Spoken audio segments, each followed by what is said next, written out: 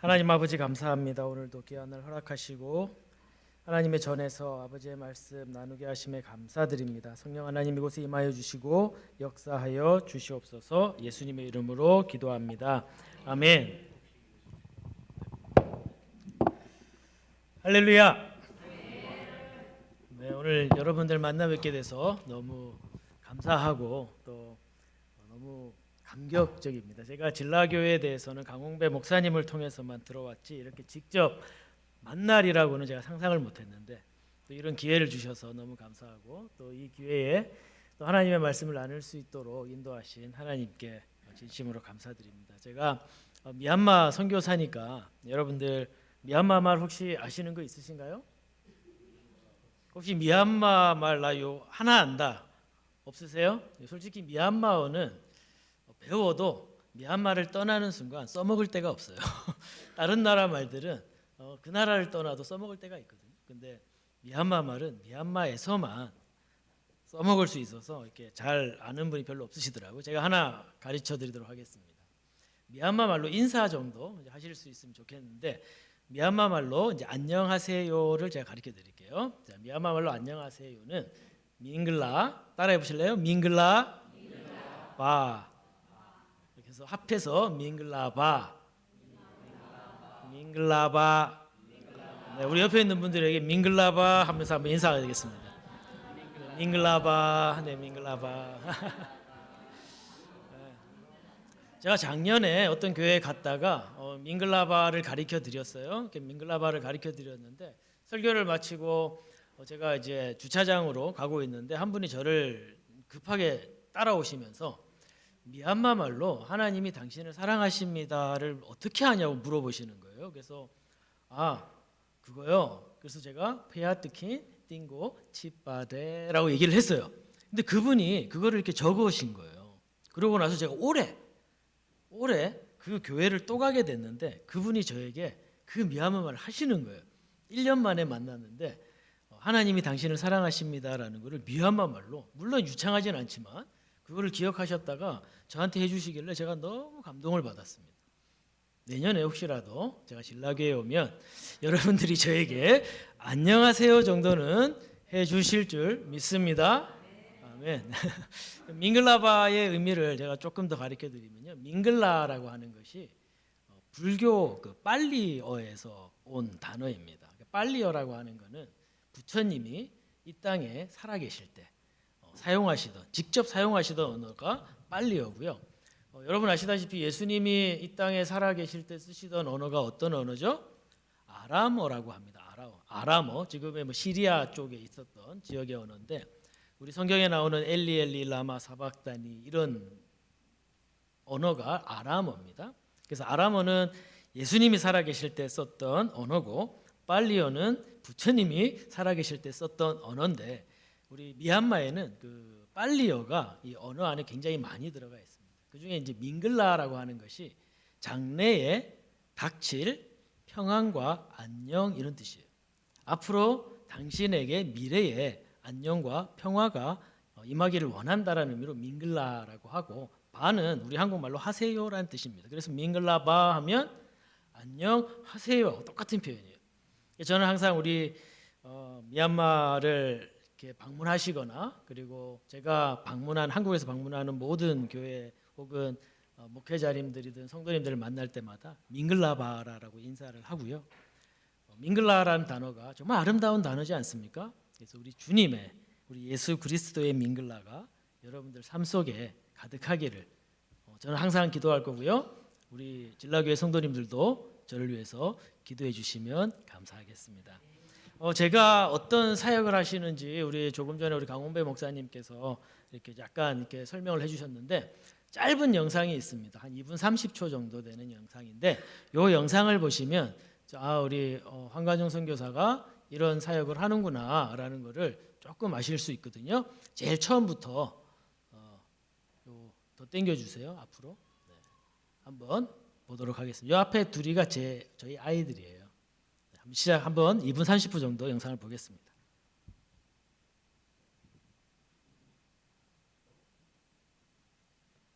소리가 안 나오나요?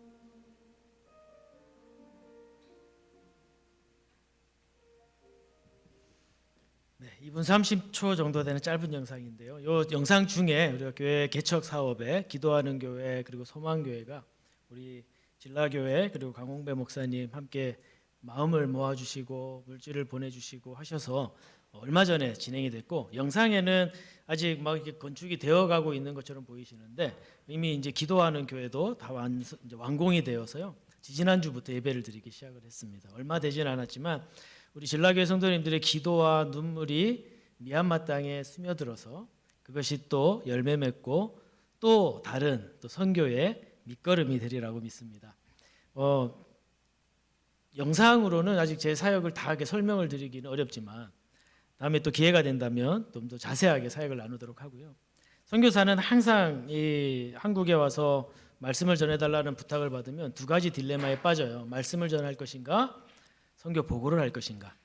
근데 그렇다고 제가 보고를 해야 될 위치는 아니잖아요. 그죠? 왠지 보고하면은 왠지 직원 같고 뭔가 좀 이상한 어서 이 말의 이 어감이 좀 그래가지고 적절히 한번 은혜를 나누도록 하겠습니다. 제가 사역을 나눴지만은 요즘에 미얀마의 큰 이슈가 지진으로 인해서 굉장히 많은 사람들이 고통받고 있습니다. 그런 일을 하다 보면 제 힘에 부칠 때가 많아요. 아마 여기 진라교회에 계신 성도님들도 한 분 한 분들 사역을 하시다 보면 힘에 부칠 때가 있잖아요. 우리가 뭐 큰 교회든 작은 교회든 그건 마찬가지인 것 같아요. 우리가 교회에서 무슨 일을 하든지 그리고 어떤 섬김의 자리에 나갈 때 참 힘에 부칩니다. 잘 안 됩니다. 미얀마에서 사역을 하다 보면요, 진짜 별의별 일이 다 있습니다. 미얀마는 제가 이제 지지난주에 우리 세계 선교사회, 우리 통합 측 전체 세계 선교사회 총회가 있어서 한 200여 명 되는 선교사님들이 한 자리에 모여서 총회를 했었습니다. 그럼 이제 선교사님들이 모이면은 하나같이 무슨 말씀을 하시냐면 서로 얼마나 힘든지 대결하는 것 같아요. 얘기를 하면 왜 이렇게 뭐 이렇게 행복하고 좋은 얘기보다는 내가 얼마나 힘든지 그거를 이제 막 배틀하듯이 얘기를 합니다. 막 얘기를 하면은 저는 가만히 듣고 있어요. 이렇게 듣고 있다가 마지막에 뭐라고 얘기하냐면 선교사님 사역제는 전기 몇 시간 나갑니까? 이렇게 물어보면 전기는 뭐 가끔은 나가지만 뭐 빨리 들어오곤 합니다. 그래요. 그러면 제가 뭐라고 얘기하냐면 미얀마는 8시간 나갑니다. 미얀마는 8시간 매일 8시간씩 전기가 나와요. 그것도 잘 주는 날이 그렇고요. 잘 안 주는 날은 12시간 뭐 20시간씩 전기가 안 들어옵니다. 그럼 이제 선교사님들이 그래요? 미얀마 정말 힘드네요. 그렇게 얘기를 하고 제가 뭐라고 얘기하냐면 선교사님 사역하는 데는 스타벅스 있어요? 이렇게 물어봐요. 그러면 스타벅스 다 있대. 저희 미얀마는요 스타벅스도 없고요, 맥도날드도 없고요, 버거킹도 없어요. 이렇게 얘기하면 정말 힘든 데서 사역하시네요. 이렇게 얘기를 하시더라고요. 어쨌든 미얀마는 쉽지가 않아요. 힘에 부칠 때도 많고 여러 가지로 어려운 경우가 많은데 그럴 때마다 느끼는 거는 내가 참 믿음이 부족하구나. 하나님이 선교사로 미얀마라는 땅에 보냈는데 내가 그곳에서 사역할 때 느끼는 것이 나 참 믿음이 부족하구나. 힘에 버거울 때마다 내가 믿음이 조금만 좋았더라면 이 사역 다 감당할 수 있었을 텐데, 내가 믿음만 좋았더라면 이 버거운 거 다 참아낼 수 있었을 텐데 결국 문제는 나였구나. 내가 정말 믿음이 부족하구나. 이런 생각이 자주 드는 거예요. 아마 여기 계시는 우리 성도님들 중에서도 교회를 섬기시는 분들 가운데 이런 마음을 한 번이라도 안 가져보신 분들은 없을 거예요. 가정에서 아이들하고도 싸울 때도 결국에는 내가 믿음이 부족해서 그렇게 되잖아요. 남편하고 사이가 안 좋아도 결국에는 내가 믿음이 연약해서 그런 말을 정말 자주 하게 됩니다. 저 역시 미얀마에서 그런 생각을 많이 하고 그런 고백을 많이 합니다. 제가 선교사로 나가기 전 대학 시절에 한 20명의 청년들을 이끌고 인도 단기 선교를 떠난 적이 있습니다. 인도 단기 선교를 한 2달간 청년들 20명을 이끌고 갔었는데 인도 델리라는 곳에서부터 인도 중부에 바라나시라는 지역이 있어요. 바라나시까지 기차를 이용해서 그 지역까지 가면서 전도하고 또 그쪽의 문화도 보고 하는 한 2달가량의 단기 선교를 했었는데 대학생 시절이니 돈이 없잖아요. 돈이 없으니까 가장 저렴한 기차 티켓을 끄는 거예요. 그러니까 인도에도 이제 1등, 그러니까 우리 한국의 KTX처럼 완전 좋은 기차가 있고 그 다음에 새마을호가 있고 무궁화호가 있듯이 인도에도 굉장히 등급에 따라 기차가 많은데 제일 저렴한 기차를 끄는 거예요. 델리에서 바라나시까지 빨리 가면 10시간이면 간다 그래요, 요새는요. 근데 저희들이 끄는 기차는 2박 3일 동안 가야 되는 기차였어요. 그래서 2박 3일 동안 그 기차를 타고 가는데 일단 침대 기차여야죠. 2박 3일을 가야 되니까.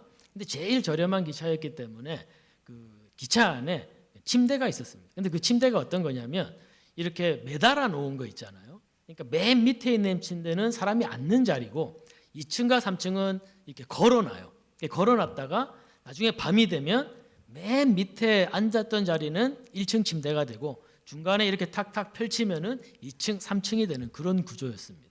우리 옛날에 뭐 그 아주 옛날 시절에 우리 어르신들은 다 기억하시겠지만은 제비호 이런 것 타면은 앞뒤로 마주보고 가는 그런 기차 형태인데 3층으로 의자가 있다고 생각하시면 될 거예요.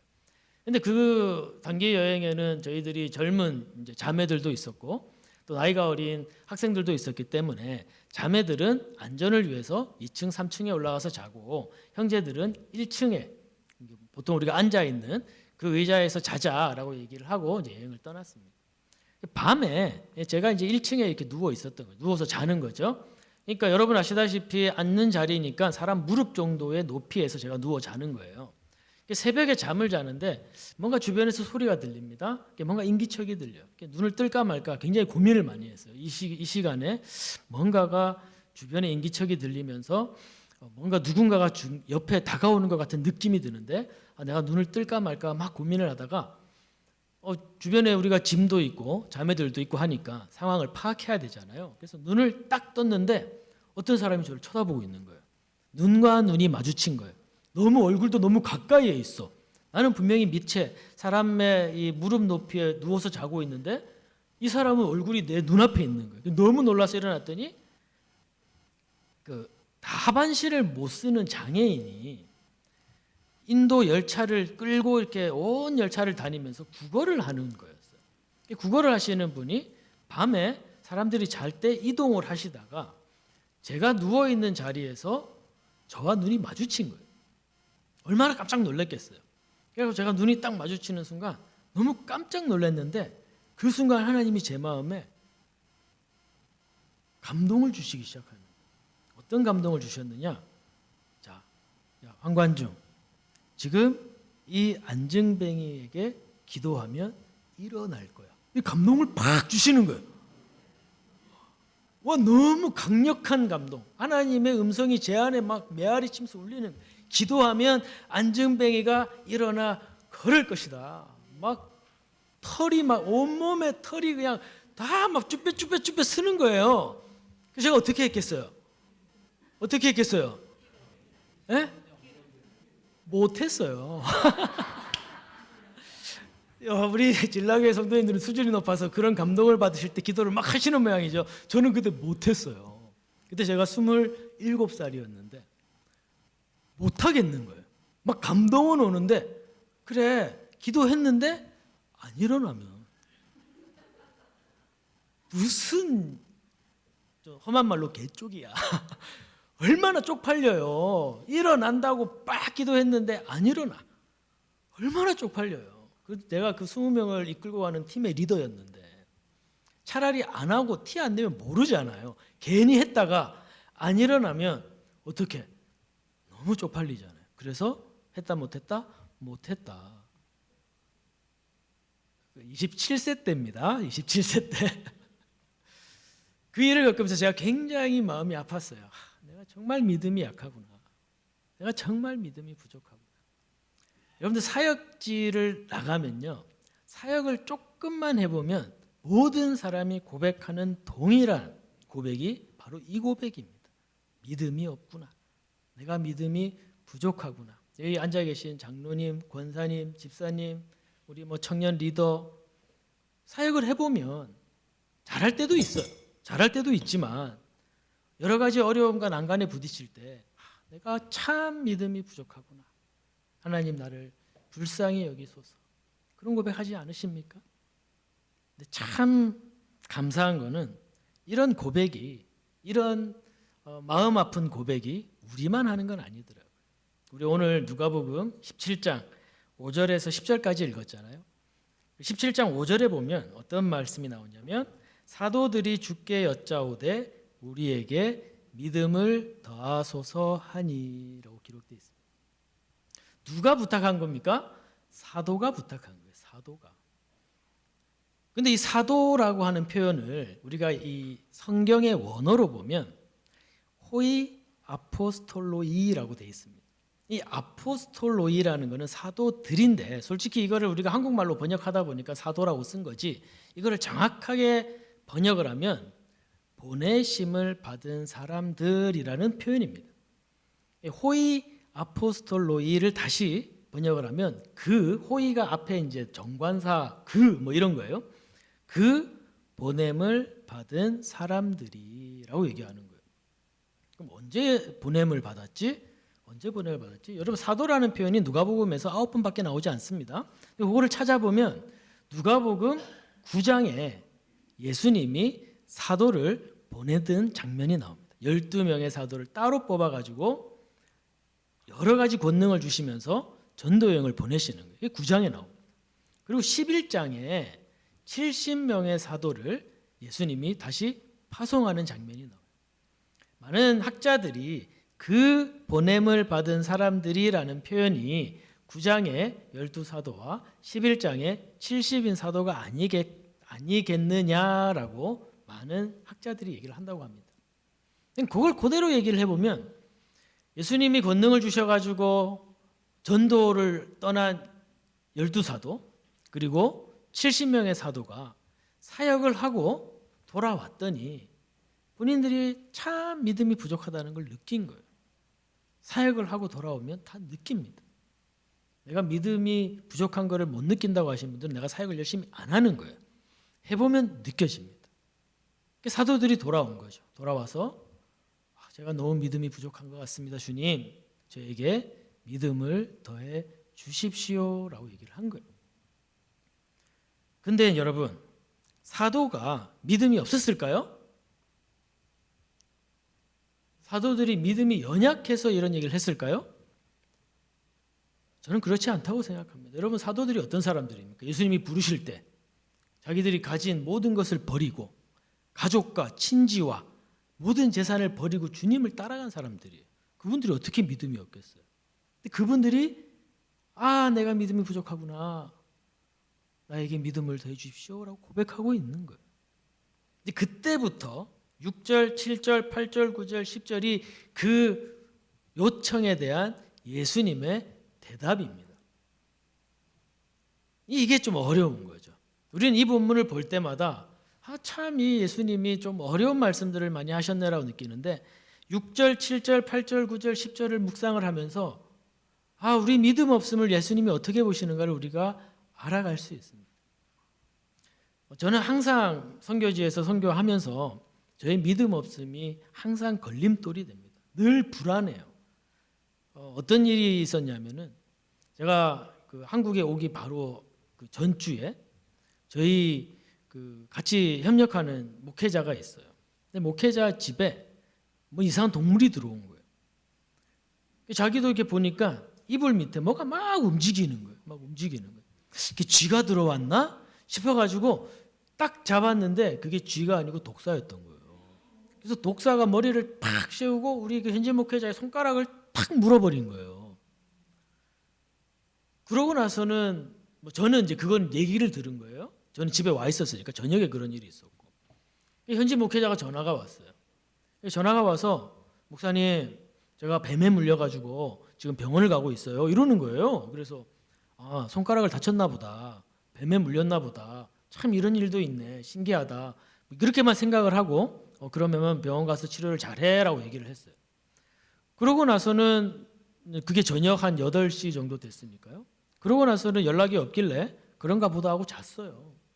그 다음날 새벽에 기도하기 위해서 일어났는데 새벽 5시인데 제 메시지에 사진과 이렇게 우리 미얀마에서 쓰는 카카오톡 같은 게 있어요. 카카오톡에 메시지가 엄청 와 있는 거예요. 그걸 열어봤더니 우리 현지 목사님이 저하고 전화를 끊고 난 이후부터 구토와 그리고 이제 의식을 잃기 시작을 했던 거예요.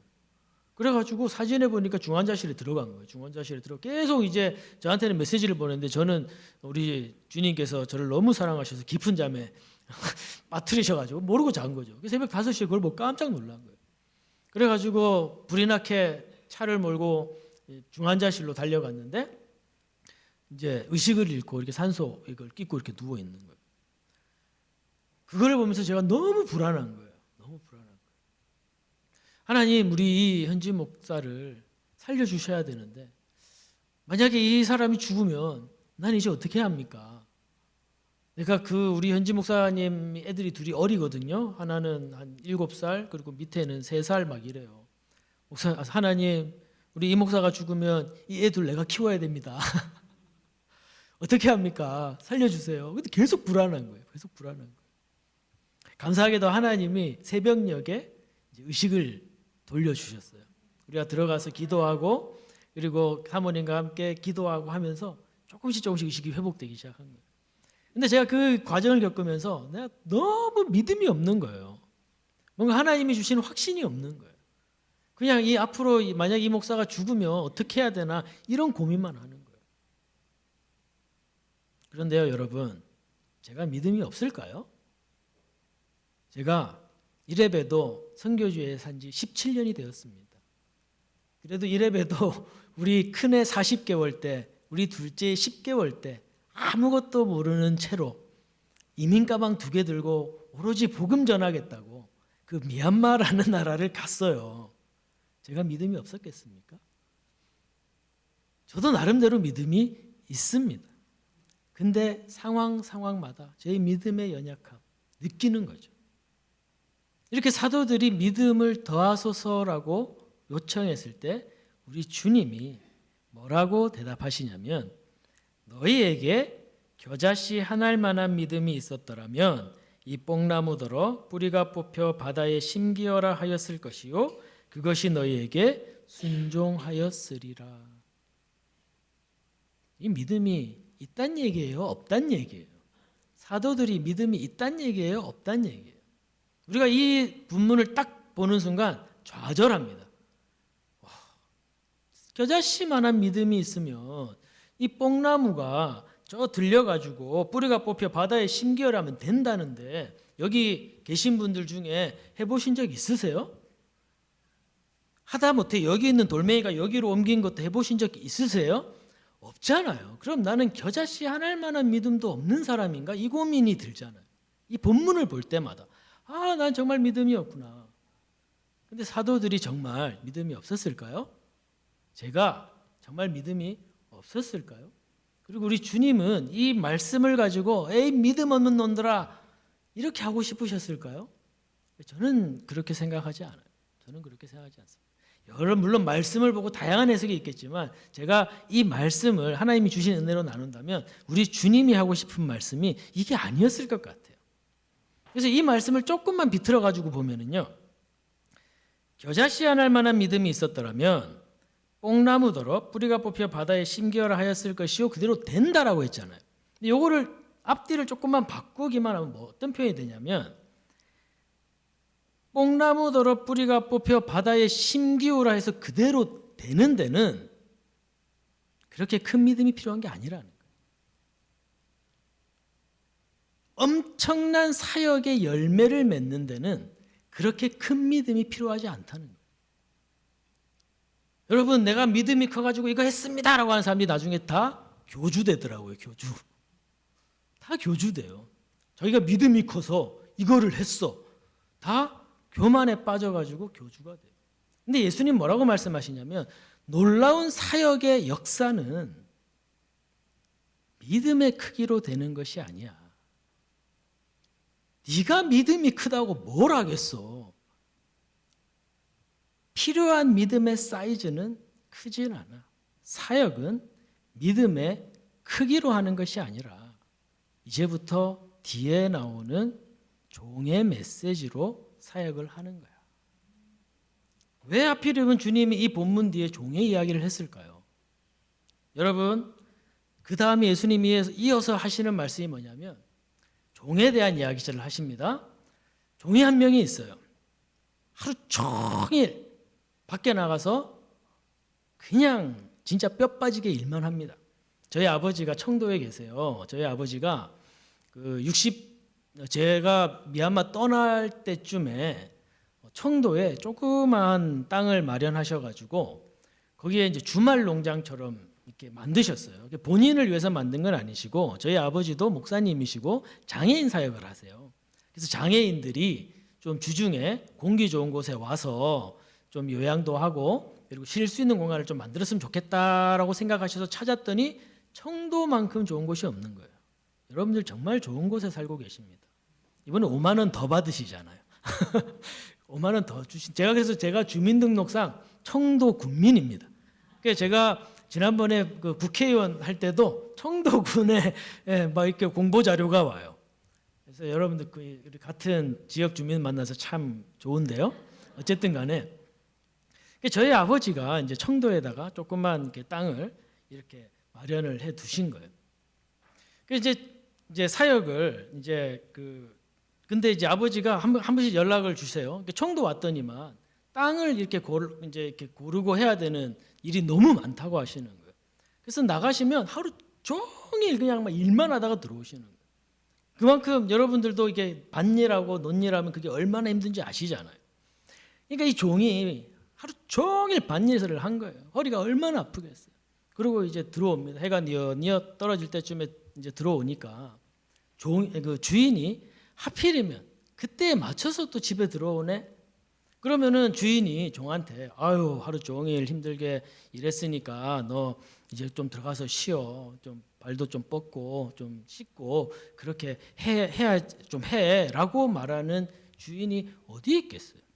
이제 밥을 먹어야 될 때가 됐으니 밥을 차려라라고 얘기한다는 거예요.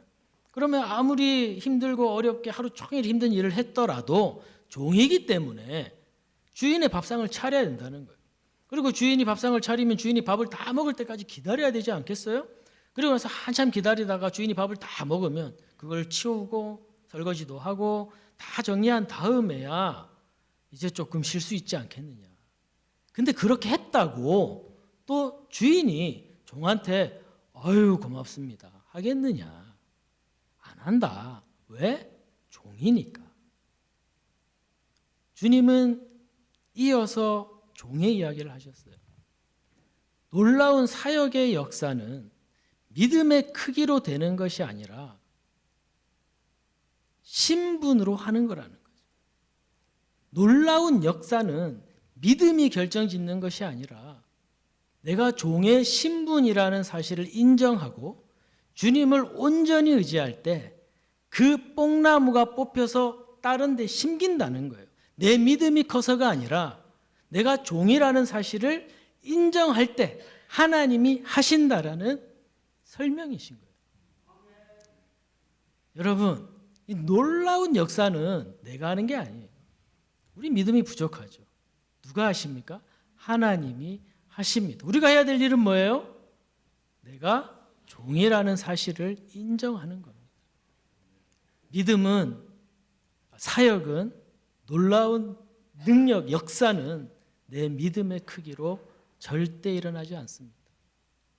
내가 주님의 신실한 종입니다라는 고백에서부터 하나님이 일하십니다. 어떻게 보면 미얀마에서의 모든 사역의 순간순간마다 내가 내 믿음을 의지하고 하려고 했을 때는 안 되던 것들이 주님, 저는 아무것도 아닙니다. 제가 할 수 있는 것은 없습니다라고 고백할 때 하나님이 일하셨어요. 여러분들 우리 강홍배 목사님과 우리 진라교회 성도님들이 기도로 그리고 후원으로 지어진 그 소망교회 있지 않습니까? 소망교회. 아까 전에 우리 교회 개척사에서 두 번째에 나온 그 예배당이었는데 저희가 처음에 거기를 갔을 때는 거기는 아무것도 없었어요.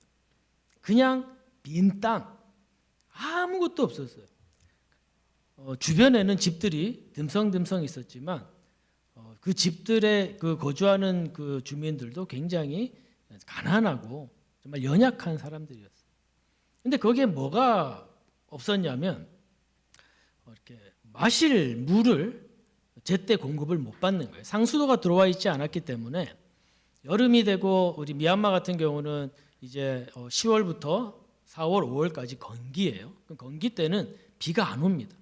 그럼 땅이 다 마르고 그리고 주변에 개울 같은 이런 데도 물이 다 말라버리니까 식수를 구하는 게 너무 어려운 거예요. 그 지역이 그런 어려움을 겪고 있었어요. 근데 현지 목회자 한 분이 그 지역에 조그만 땅을 이렇게 매입을 해둔 것이 있었어요. 시골 좀 외곽이기 때문에 굉장히 저렴하죠. 근데 이제 그 마을 사람들을 위해서 우리가 무엇을 할 수 있을까 고민을 하는데 그 현지 목사님이 우연하게 저와 만나게 됐고 저에게 우물을 요청을 하셨어요. 우물을 파면 좋겠습니다.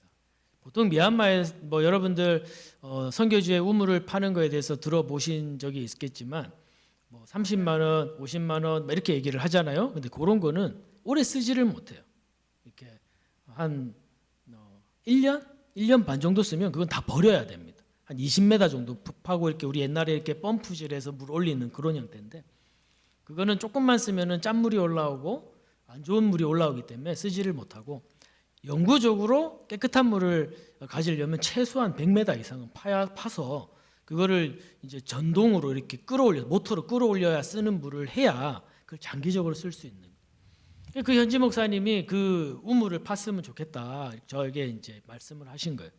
그래서 저희도 기도하는 마음으로 파면 좋겠다라고 하다가 NGO 단체와 연결이 돼서 저희들이 우물을 파게 됐어요. 그 우물을 파고 나서 그 마을 주민들이 너무 행복해한 거죠.